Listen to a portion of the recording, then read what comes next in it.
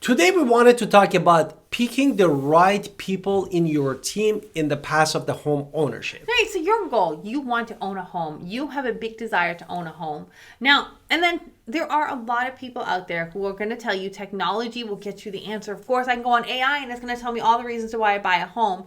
And it's true, to a certain extent, you can educate yourself, but educating yourself doesn't give you specialized knowledge all the time. We do have to work hard. We have to make sure we are achieving what we want. But I want to make sure that you are really thinking, okay, so the agent, we had an experience with Redfin ourselves when we sold our own home. And ultimately, the Redfin agents were a horrible fit for us and we weren't agents at that time. They were horrible fits because they didn't want to advertise my home. I advertised my own home. They only got a certain percentage, and I'm lucky that I understood how to do it. So I want to make sure that technology, just because I'm trying to save a penny, technology of, hey, these people can do it for the cheapest doesn't mean that they're doing the best. So, and it's when you're home buying, the opposite, home buying, just because I can click a button and say schedule a time at this certain time, right? Say I want to click 5 o'clock on Saturday. Awesome. But that doesn't mean you're going to get the best person to help you with that. You're going to get somebody who is willing to cut everything that they have to just finish their, to not eat dinner at 5 o'clock. They're not going to have a conversation with you. They're just going to randomly show up and then give you no real information. So they're not going to have a lot of information for you. You're not going to have people on your team that might actually be working for your best benefit. They are just there for a paycheck. And that is not necessarily someone you want to work with all the time if you want an expertise in your corner. So let's talk about what a buyer's agent does. Before that, we're going to do our introduction. Let's hit it.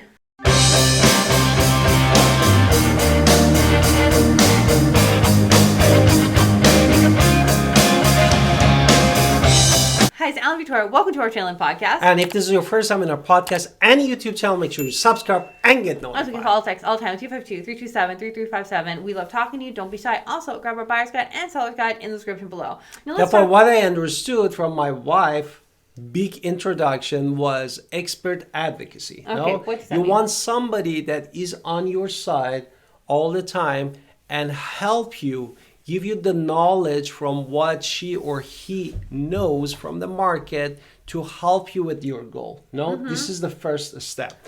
The second step, of course, that you were talking about is like understanding the market and finding the deal or that home that you wanted to have for you and your loved one. Well, here's the thing about technology. I can go online and look at every home out there that I want to look at. However, that doesn't always mean that I have an expertise looking at everything. I'm just like, oh, this is pretty, this is pretty, this is pretty. But really the questions are, what are my capabilities? What are my goals? What is my true goal of home ownership here? Why am I looking at homes? What do I need out of this thing? What are my needs? What are my wants? What are my desires? This one might be pretty, but that just because it's pretty doesn't mean it actually fits my needs, because this may be a fixer-upper and I really don't have skills to fix things up. Or the opposite, I think I have friends who do it, but do your friends really going to help you at the end of the day? Or should we try to find this deal that, that might not be as pretty, but it has all the functionality that I need? So it's really getting someone on your side who is truly an expert in understanding and who isn't primary motive of just getting the paycheck. They're there to help you. So you want to make sure you're getting somebody who has expert knowledge, has marketing expertise, and can find deals, right? They say, hey, this one have dark pictures, they have horrible pictures, but there's a deal here that can be made and it fits your needs and wants. You just can't see it because they took bad pictures. So we want to talk about that. Exactly. What else because I know based on the location and the market in that area and the house that sold, definitely this house could be a deal, and also it's worth putting money and effort there to make it your own. Another thing a good agent is going to bring to your side is negotiation skills, right. Which is my wife's expertise, which is about contract. It's about the contract, and it's also making sure that you get the best deal possible. You want to make sure all the terms, conditions, contingencies are met. You want to make sure everything is coming together smoothly. So it's not just price. It is more than that. It is an involved process. We want to make sure that if something does happen, we get you a lower. If something happens, there's a way to get through it. So it's not just someone who's there for the paycheck who can't give you advice, someone who is there to actually negotiate on your behalf. That is super important. And it's not just you negotiating for you, because let's just talk about it for a second. When we had this horrible agent, when we weren't agents ourselves, she wouldn't even write in the contract things that I told her to write in the contract. Exactly. She acted like I didn't know what I was talking about. I did go to law school, so I did have that. I was like, no, you're going to put this in this contract because that is what I have said you're going to do. So I had to, if I didn't have that expert knowledge myself, I would not have been able to protect myself as it needed to be. And that would have been worse in our favor. So by having negotiation skills, we are real estate agents now. Therefore, of course, price we give that. is not the only item that is important in negotiation. And it's not just It's clicking. all the terms and the condition that you put there based of the situation of the homes and situation of buyer or seller is important. Right, so it's not just paperwork. It is someone who can understand it, the complexities of that paperwork. Exactly. And the complexities of the entire home buying process.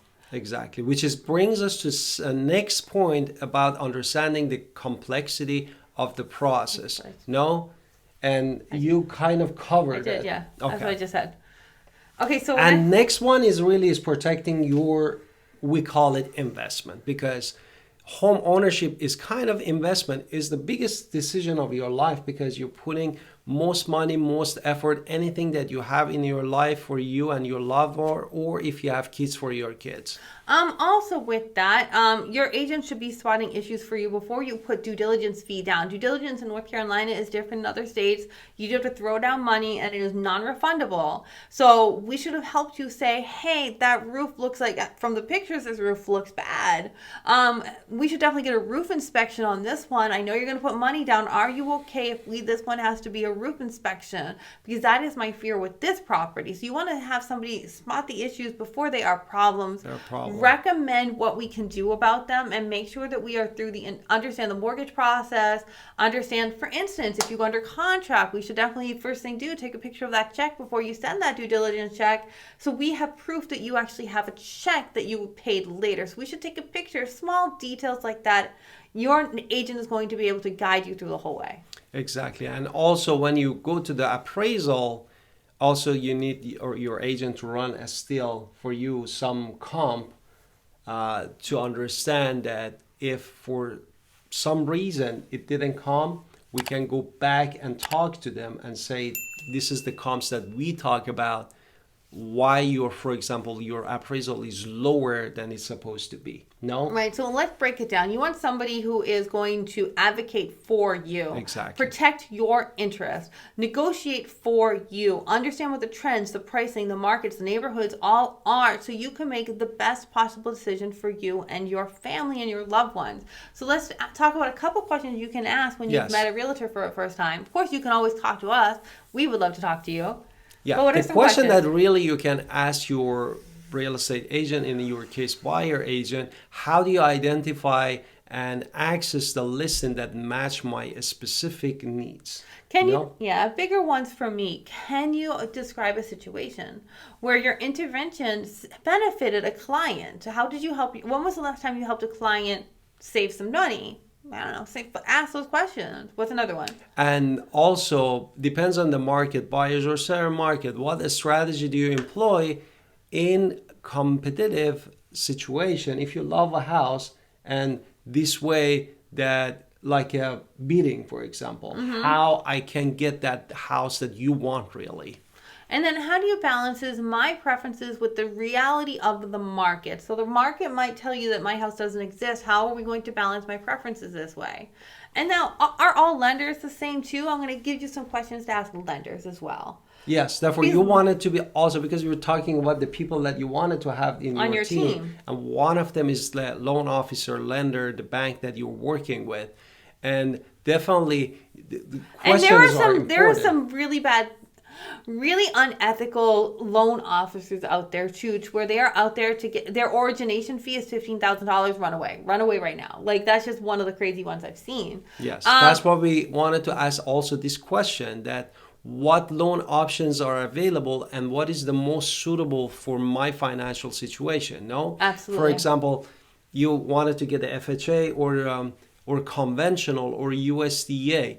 based of that, your credit score, your debt to income ratio, your closing costs, which one really is fitted your situation. Maybe they offer you something, but it's really not helping you with the money that you have and how you need to come up with that money for closing on the house that you want. Another one to talk about is this is probably the most important question for me. Can you provide me a detailed breakdown of all the costs in my mortgage, including all of your fees? I want to know every fee, because some people just have one fee, the origination fee, and some people will break that fee into 12 different minor fees. So I want to see all of the fees that I'm going to agree to before I even run my credit. So I want to know what your fees are. And of course, when they run your credit, they must Run your credit at the end. They must give you a loan estimate in 3 business days. This is the obligation for all the lenders, that they must do that. And if you should know that you have that right to ask them if they don't send it to you. And that's if you run your credit. If they have not run your credit, I would protect my credit at all costs. That's another thing to do. Protect your credit at all costs. We've had people not buy houses simply because they ran their credit too often, because they talked to every loan officer out there, and then now their credit went down because they had a lot of hard inquiries. So another question to ask: how does the rate lock process work, and what are the costs for your company to lock my rate in at a certain point? So I want to know what rate locks work like. What's another question? Exactly. Another question that most of the lenders, they might tell you yes or no is, are there any prepayment penalty? Like if you, let's say you pay it off before 30 years, or even you pay it in 10 years, is there any penalty for that? Because you don't give them that interest that they wanted to get in 30 years. What criteria do you use for the loan process, and how can I strengthen my application to be even stronger to get the better rate? So I want to know, what can I do to make this even better for me? Exactly. This is also super important, because sometimes, as my wife said, many lenders, they give you the pre-qualification letter without going to your underwriting. And then they tell you, go, you're good. And then you go under the contract just right before closing, a week before closing, they say, we cannot give you the fund. Why? Because they didn't go to all of your debt to income ratio. They didn't calculate everything. They didn't get all of the banking deposit, everything that you have as an asset. And they didn't even sometimes, as my wife said, take into the consideration your student loan. No? That's really happened. And then all of a sudden you come with the deal that you're supposed to close on the house, but you don't have any money to close the house. And you lost your diligence fee, which also is horrible. Exactly. So another one is collaborative scenario. Now, how do you want your realtor and your lender to work? Do you just want to buy the home in a more hands-off approach, to where your lender and your real estate agent talk to each other, make sure that everything is running smoothly from pre-approval all the way to you getting the keys in your hand, and you kind of take a hands-off approach? Or you can be what? Or collaborative, no? Mm-hmm. That's the collaborative. That was collaborative. What about the other one? Or they go separately, and they don't communicate. But who do they communicate with?